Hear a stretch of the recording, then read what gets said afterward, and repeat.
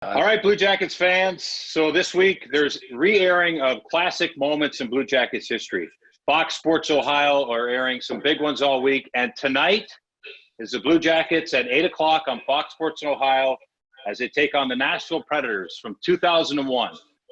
And I'm thrilled to be joined by a big member of Blue Jackets history and a big member that night against the Predators, the man who got the first Blue Jackets hat trick in history, Geoff Sanderson.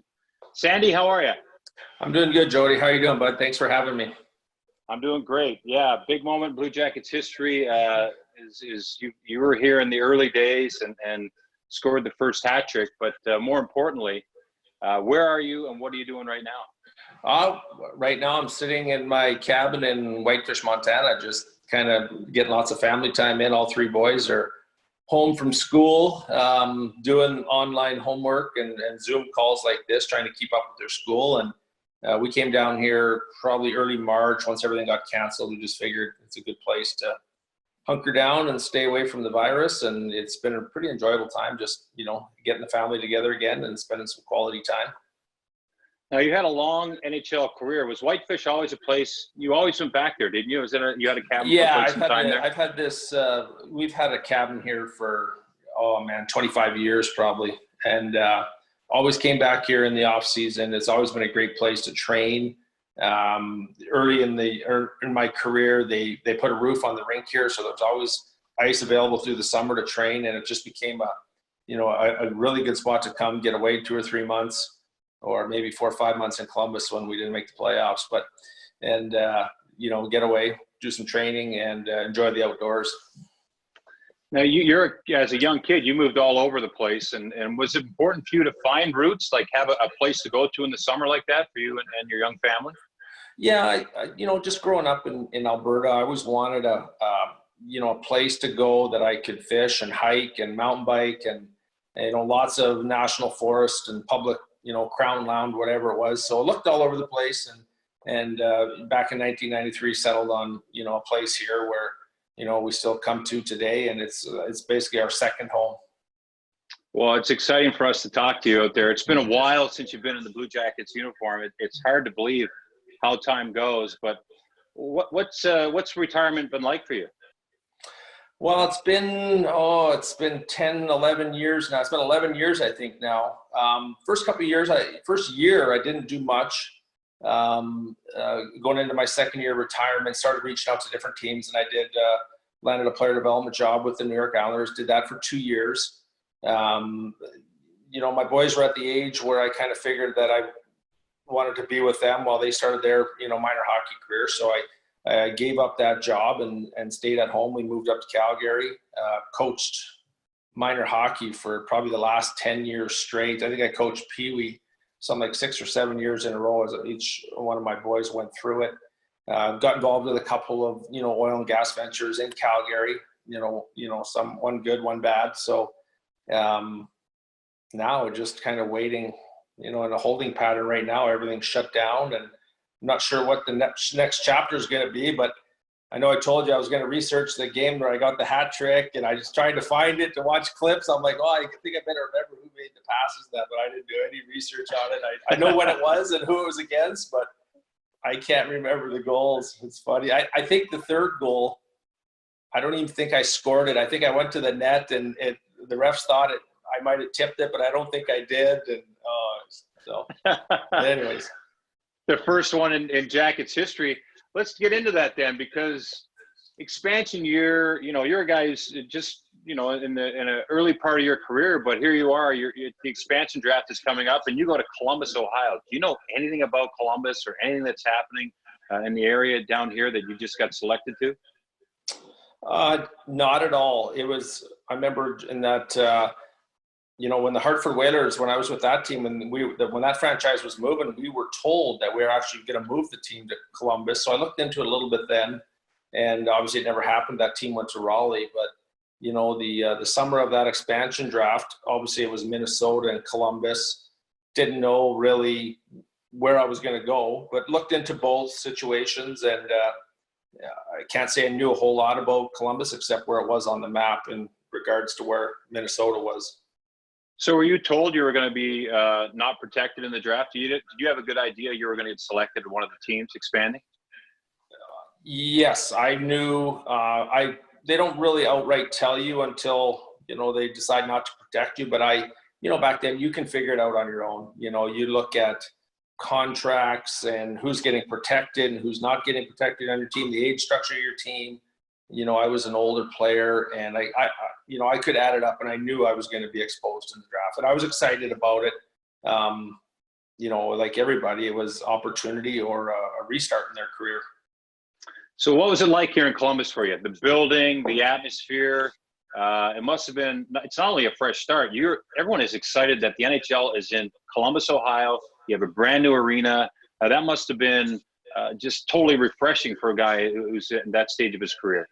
Yeah, it was. I think I could probably speak for everyone on that team that year. It was a great opportunity. That's what it was. I mean, the NHL just created probably 22 new jobs, and we were all kind of fringe players on our other teams that we were on. So it was a great opportunity. And just coming into Columbus that summer, you could just tell the excitement. People were excited to see that new arena downtown Columbus. It's such a big sports state with the football and the basketball programs, and hockey just fit in there perfect. And it was a very exciting start to the season. As soon as I saw this, I saw the victory of this game was against Nashville, which made me smile because they were just a thorn in the Blue Jackets' side.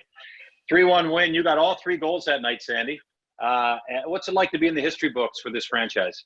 Well, it was pretty exciting. I mean, that's about the only one that probably will never get erased. I mean, once Rick Nash went through there and wiped out everyone's scoring records and the players they have now. But, it's exciting, a little footnote in Blue Jackets history.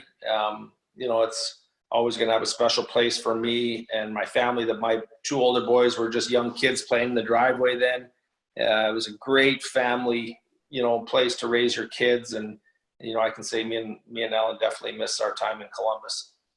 What pretty special, this building. Were you surprised at the sellouts every night? I mean, for the first few years here, it was packed and they were rocking every single night, Nationwide Arena. Did that surprise you? No, I wasn't surprised. I think we all kind of expected that. You could feel the energy. I mean, you really could feel it. You could, on the internet, the newspapers, and just the hype it was getting across the hockey world. I wasn't really surprised. As you remember, our first expansion season, we had a decent season. It wasn't great, but I think we had 70 points maybe, which was kind of respectable, I guess, for the expansion rules that Mr. McConnell had back then. And the game against Nashville, they came into the league a couple years before us, and they established themselves really quick. So we always kind of thought we'd like to model ourselves after Nashville. I think they might have made the playoffs in year 3 or something like that. I'm not sure, but they were a strong franchise, and we tried to model ourselves after them. Okay, so you don't remember the first 2 goals at all? No, I don't. I thought you were going to have clips for us. No, that's fine. But what about the 3rd goal? So for the fans that are going to watch tonight, you said that you didn't even know if you touched it. I want to, because when the camera goes on your face, sometimes when I call the games, I can tell if a player has scored or not by the way they celebrate. So What should we look for? Are you kind of like, yeah, I might have scored that? I think the guy who might have shot the puck should have got credit, but he said, judging by my celebration, he said I was riding my stick down the ice. He didn't want to go. He didn't want to go to the ref and change it. So, anyways, whatever. I took it. It already went to the history books. That's right. Yeah. All right. Well, I just want to jump in here because as a part of Fan Appreciation Week for Columbus, for the Blue Jackets this week, this is a chance for fans to get a team autograph signed jersey. They need to text jersey, the word jersey, to 37664 to enter. So to win a Blue Jackets team autograph jersey, text the word jersey to 37664 to enter and get a chance at that jersey. All right, so back to this, your Blue Jackets days, Sandy, because do you still stay in touch with any of the guys that you played with here or any people from around town? Do you have local friends? I know you're a hunter. You hunted the area. Yeah. Well, I see I still stay in touch with Kevin Deneen quite a bit, by phone and text message. Tyler Wright, I saw him a lot this winter, just, watching my middle son. It's his draft year. And I seen Tyler at a lot of the games. So I got a chance to catch up with him. That's about it, though. Everyone just besides email and the odd text and yourself, everyone's that's about it as far as who I keep in touch with. I want to ask you about your middle son, Jake. I mean, what's it like, and why? First of all, what's it like for you to be going through this with your son? He's a top NHL draft eligible player. It must be pretty proud for you to go through this with him. Yeah, it's pretty exciting. It really is. I mean, it's very exciting, and just to watch how he's going through it, and just the biggest thing is probably just to realize how different things are now.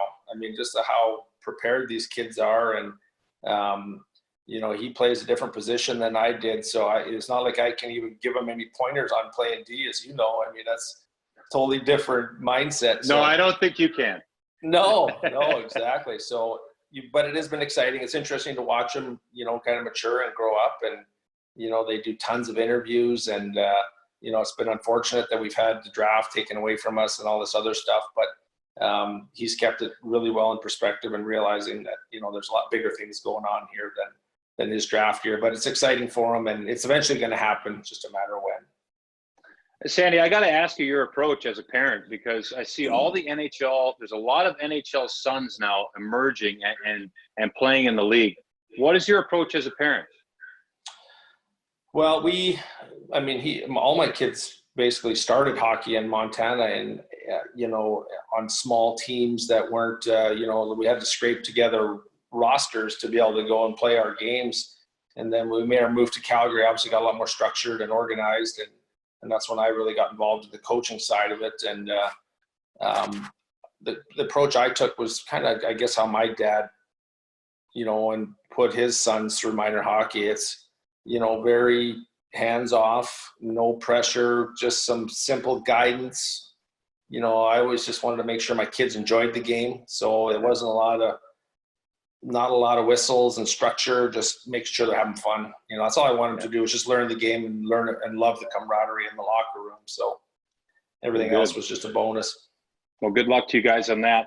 I want to touch on something. You brought up how different it is. And for the fans that are going to be watching this game that airs tonight at 8 o'clock on Fox Sports Ohio, and again Tuesday at noon, it's a different game before the lockout in 2004. This is a 2001 game. And Sandy, you were one of the fastest players. I would say you might have been the fastest player in the league at the time. And credit to you, this was a time when you could clutch and grab, and there was absolutely no space. So big galoofs like myself, I could actually hold you for a second to try to get an advantage. Yeah. So when the fans are watching tonight, they're going to see a lot of moments where, like, that's a penalty. That's a penalty. You scored 700 points in the league. You played over 1,100 games. You had a wonderful career. When you watch these games back then, are you amazed at the game then and the game now? And you think you could have got maybe 1,400 points and still been playing with the speed now? No, I don't know. I think, in my opinion, I think the way the game is so open and so fast now, it's just so much harder to create offense. And I remember during my career, during our lockouts and strikes, when I went over to Europe and played in that big ice without the red line, I always struggled. I just couldn't play that game. I was more of I needed that red line in there. I needed those D to be pinching up and, to get the jump on guys. So I think that with the red line in, there was just that much more offense created. I know the game's really fast now and really exciting, but, if you're a defenseman, you can basically stand back at your own blue line and just wait for the rushes to come to you. So, I never did really well on the big ice without the red line. I just never adjusted, and it kind of came in at the end of my career. And I think the coaches were still trying to figure out how to create offense without the red line as well. Obviously they do a pretty good job now, but everyone's so fast and everyone's puck skills are so good. And it's just a totally different game. Is that what I was going to ask you that? Do you enjoy watching the hockey right now and the skill level we're seeing? And it's really a showcase of, you look at McDavid there, you're in Alberta, the speed he has. I mean, I think we're all mystified at how fast how quickly he gets going that fast. And then the skill to make plays at that speed. It says a lot about the hockey IQ right now too, doesn't it? Yeah, he's phenomenal. And I do enjoy watching the game. And some of my favorite moments I have now I was against it at the start, but it's 3-on-3 overtime, especially the Oilers, even the Blue Jackets. As soon as overtime starts, I'm like, all right, how long is it going to last until it's over? Just love to watch those guys go out there on 3-on-3 situations. You'd be all right out there on 3-on-3. Yeah, that would be better there. Yeah. Well, that's good. So are you skating at all still? Are you doing any alumni stuff with any other teams? You know what? In Calgary, I do alumni skating in Calgary. There's a huge alumni in Calgary, as you know. There's a lot of guys there, and we have great skates weekly. I think starting in December. Joel Otto, he's kind of organizing all at the Saddle Dome. And it's fun to go down and catch up with guys. There's a lot of retired guys in that area, so there's never a shortage of beer league hockey to join into and play. Are you still messing with your skates at all? No, I got one pair, and that's the pair I coach in. So they're like 3 sizes too big, and I coach in them because they're comfy, and that's what I play beer league in too. Yeah. Well, Sandy, I just want to thank you for doing this with us today. The game airs tonight. You're a part of Blue Jackets history, first ever hat trick for this franchise. So exciting to have you on with us and to catch up. For our fans, again tonight on Fox Sports Ohio, 8 o'clock, the Blue Jackets versus the Predators. The man who I just spoke to, Geoff Sanderson, gets a hat trick, all 3 goals in the game. Look for the 3rd goal because there might be a look on his face like he's not sure who scored it, but he got credit. He's in the books. And Sandy, we can't thank you enough for taking the time. And it's great to catch up with you, man. You look great, and I'm glad you're doing well out there in Whitefish. Yeah, Jordy, thanks, bud. It's good to catch up with you, and I'm anytime I can throw around some Blue Jackets talk with you, I appreciate it, and congratulations on all your success there in Columbus too, the broadcasting, bud.